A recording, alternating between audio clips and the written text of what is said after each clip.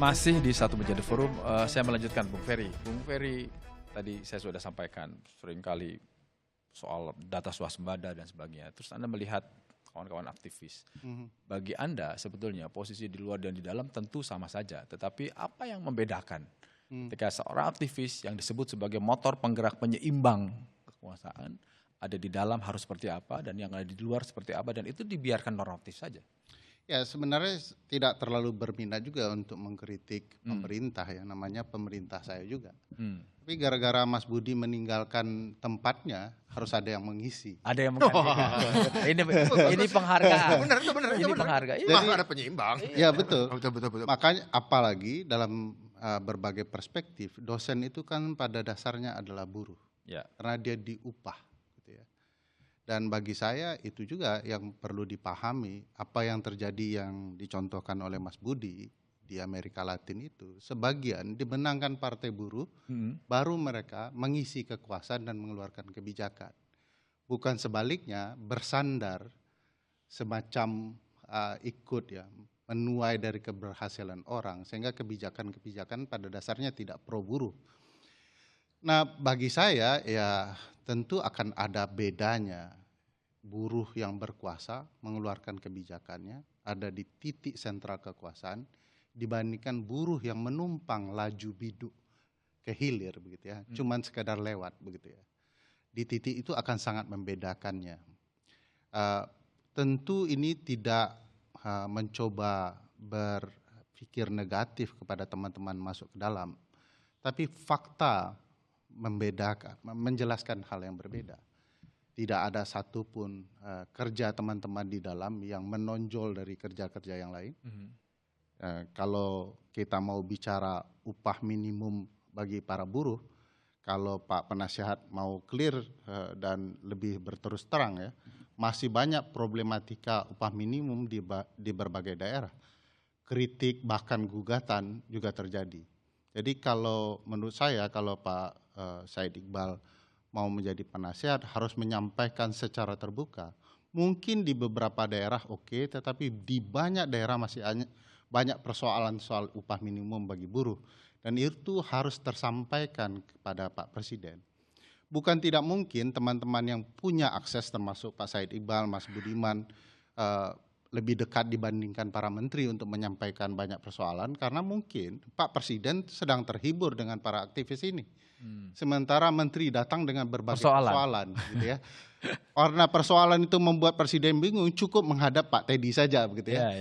Nah, karena ini mendatangkan tawa, kebahagiaan, tapi belum tentu juga menyelesaikan persoalan. Nah, bagi saya ini yang menjadi titik penting untuk memahami prospek ketatanegaraan. Tatanegara itu antara hukum dan politik tipis ya.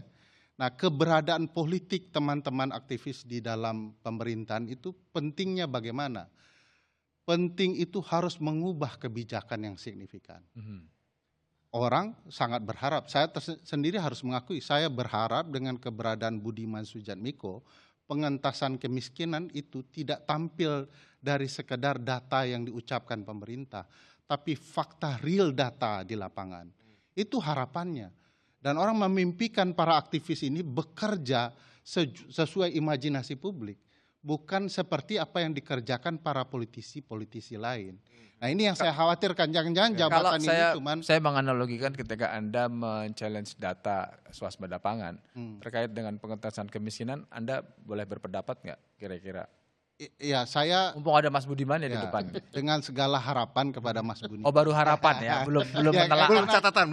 Karena begini, saya tidak melihat terutama daerah-daerah yang tingkat kemiskinannya jomblang dibandingkan daerah lain, ada perubahan yang signifikan dari kebijakan. Dan itu karena Budiman Sujatmiko yang buat kebijakan itu.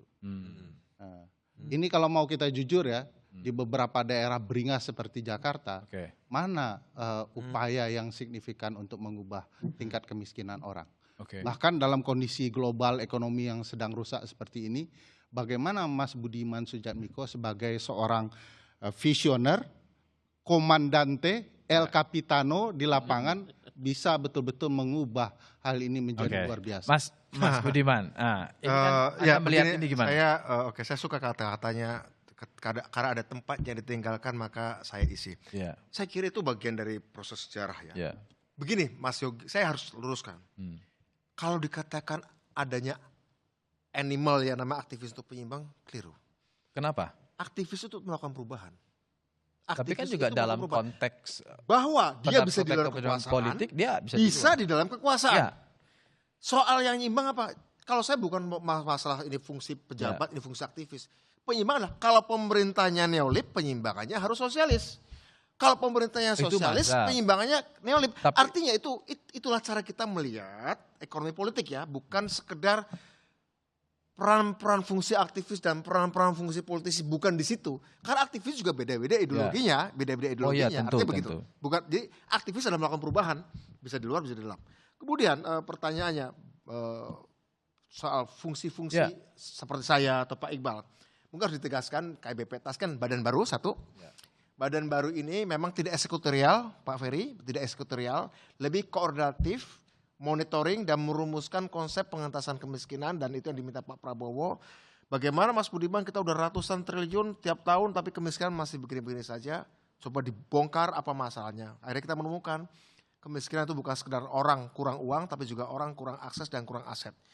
Yang menarik, kami kemudian menyusun rencana induk dan sekarang ini sudah kami sampaikan kepada Presiden supaya itu binding. Rencana itu mengikat semua kementerian agar setiap kementerian, Ketenagakerjaan, Koperasi, Sosial, BGN, Kementerian Pendidikan, menjadi satu orkestrasi dari beberapa program itu sehingga mereka menerima makan bergizi gratis kepada sekolah rakyat, kemudian berkaitan dengan perumahan nanti ya berkaitan dengan cek kesehatan gratis. Oke.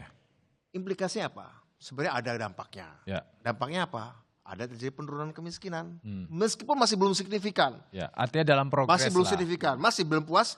Tapi Pak Presiden menegaskan kemiskinan ekstrim 2026 harus 0%.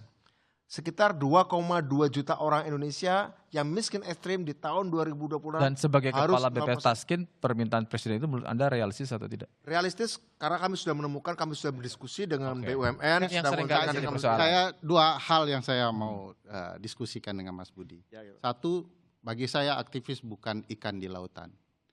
Begitu di lautan dia tidak ikut asin seperti lautan, Betul. tapi begitu keluar dari lautan dia jadi ikan asin. Gitu Ya. ya. Jadi jangan ketika di luar pemerintah dia mampu menahan godaan, begitu keluar pemerintah dia ikut godaan tersebut. Itu Oke. satu.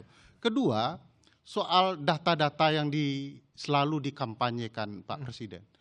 Pak Presiden kita ini menggunakan jargon ultranasionalis untuk menghibur orang, tuntaskan kemiskinan 0%. Ya. Ekstrim, kemiskinan Ekstrim. ekstrim ya, Ya. bukan Sampah 0%. Ya. Tiba swasembada pangan, padahal ternyata cuma beras gitu ya. Nah, pidato beliau terlihat mencoba menghibur orang. Padahal kita tahu sebagian besar dari pidato itu irasional. Saya melihat misalnya soal menuntaskan kemiskinan ekstrim, kalau tidak ada upaya-upaya yang luar biasa juga tidak bisa. Mas Budi barusan mengatakan bahwa fungsinya hanya koordinatif, apalagi kebijakannya belum binding. Kan sebenarnya di titik kemiskinan, pengentasan kemiskinan, Mas Budi itu selevel dengan menteri koordinator. Menteri koordinator saja kadang-kadang gagal mengkoordinasikan para menteri. Apalagi seorang Budiman Sujatmiko yang level berpikirnya kadang-kadang lebih tinggi daripada seorang menteri. Nggak nyambung dengan menteri-menterinya. Saya tidak melihat binding itu menjadi hal yang signifikan, tetapi kekuatan Mas Budiman harusnya betul-betul sangat powerful untuk mengkoordinasikan orang. Di sini letak kabinet ini sebenarnya tidak efektif. Terlalu banyak orang, terlalu banyak jabatan, fungsinya juga tidak binding. Saya nanti akan memberikan kesempatan untuk menanggapi ini, termasuk dari Pak Said juga seperti apa secara psikologis ketika berada di luar. Tadi Mbak Nining mengatakan masih banyak persoalan-persoalan inti terkait dengan perjuangan buruh yang belum selesai. Tapi kan hari ini Pak Said ada di dalam sebagai penasehat. Tapi jawabannya ditahan dulu, kita akan kembali setelah yang satu ini. Tetaplah di Satu Meja The Forum.